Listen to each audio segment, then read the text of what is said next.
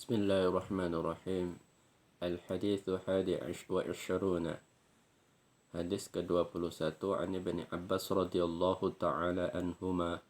Dari Ibni Abbas radhiyallahu anhuma, semoga Allah ridha kepada keduanya, Abdullah ibn Abbas. Annahu qala, bahwa sesungguhnya Abdullah ibn Abbas berkata, qala Rasulullah sallallahu alaihi wasallam, bersabda sapa Rasulullah sallallahu alaihi wasallam,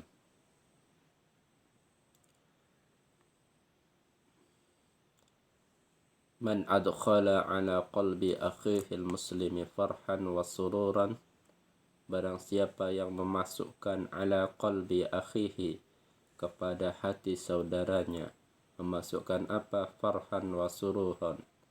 Farhan, kegembiraan, wa sururan, dan rasa senang, fi dari dunia, di kampung dunia, khalaqallahu ta'ala min dzalika, maka Allah subhanahu wa ta'ala menciptakan dari idkhalul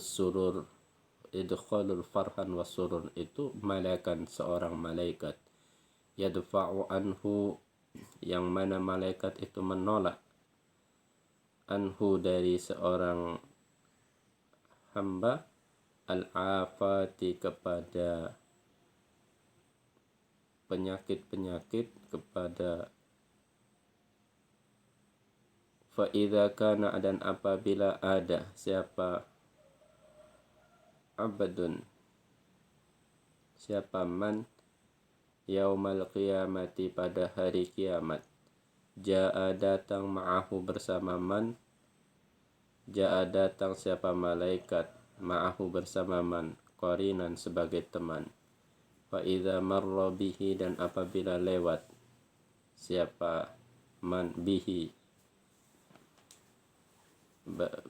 bertemu, fa'idha marra, dan apabila lewat bihi bertemu dengan man, haulun, apa goncangan, yafza'uhu, yang membuat dia menjadi kecut takut, qala, maka berkata siapa malaikat, la takhaf, jangan kamu takut, fayaqulu, maka berkata siapa man anta, siapa engkau, fayaqulu, maka menjawab siapa malaikat, ana al-farahu was-sururu, saya adalah rasa bahagia, gembira, senang, walladzi adkhaltahu ala akhikal muslimi fi dari dunya, yang telah engkau masukkan ke dalam hati saudaramu sesama muslim, fi dari dunya, di kampung dunia. Wa fil haditsil akhar, dan di dalam hadis yang lain, anin Nabi sallallahu alaihi wasallam, dari Nabi Muhammad sallallahu alaihi wasallam, dzikra lafzan akhar, adapun menyebut kepada lafaz yang lainnya, redaksi lainnya, idkhalus surur fi qalbi mu'minin khairu min ibadati sittina sana, memasukkan rasa gembira, menjadikan hati seseorang gembira, itu lebih baik daripada beribadah 60 tahun. Dari dua hadis ini ada satu hikayah, ada satu kisah, bahwasanya Abdullah ibn Mubarak ketika dia berjalan-jalan ke pasar, ra'a farsan yuba'u fis suqi, melihat seekor kuda yang dijual di pasar, bi arba'ina dirhaman, dan harga dari kuda itu 40 dirham. Faqala ma arkhasahu,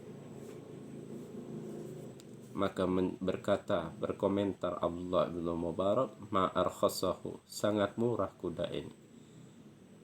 Qila, dikatakan kepada Abdullah, fihi ayubun, sesungguhnya pada kuda ini ada aib. Qala, maka berkata siapa Abdullah ibn Mubarak, ma dzalika, apa aibnya itu? Qala, la ya'du wa khalfal aduwi wa yaqifu hatta yudrikuhu al-aduwu wa yushilu wa yasihu fi mawdi'i yahtaju fihi ila sukut.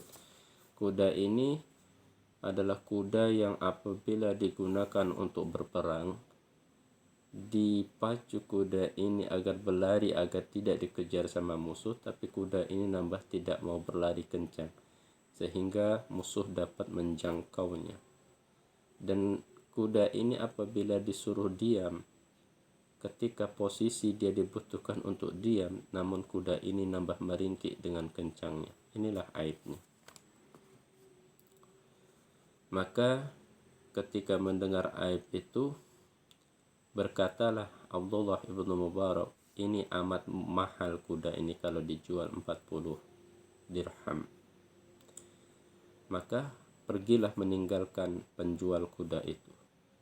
Akan tetapi tiba-tiba murid dari Abdullah ibnu Mubarak membeli kuda ini dan dibawa pulang kuda ini. Ketika tiba waktunya perang, tiba-tiba murid dari Abdullah ibnu Mubarak ini menggunakan kuda yang dikatakan tadi ada aibnya ini. Akan tetapi ketika digunakan oleh murid dari Abdullah ibnu Mubarak, kuda ini bekerja dengan begitu baiknya. Dia berlari dengan begitu kencangnya dan menerjang musuh-musuhnya dengan begitu hebatnya.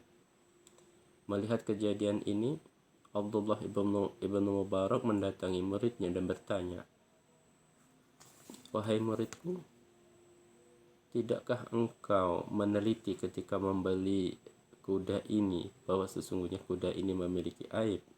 Maka dijawab oleh muridnya, "Iya, akan tetapi ketika saya beli kuda ini, saya bisikkan di telinga kuda ini, wahai kuda, sesungguhnya aku ini sudah bertobat kepada Allah Subhanahu wa taala dan meninggalkan seluruh dosa-dosa yang pernah aku lakukan.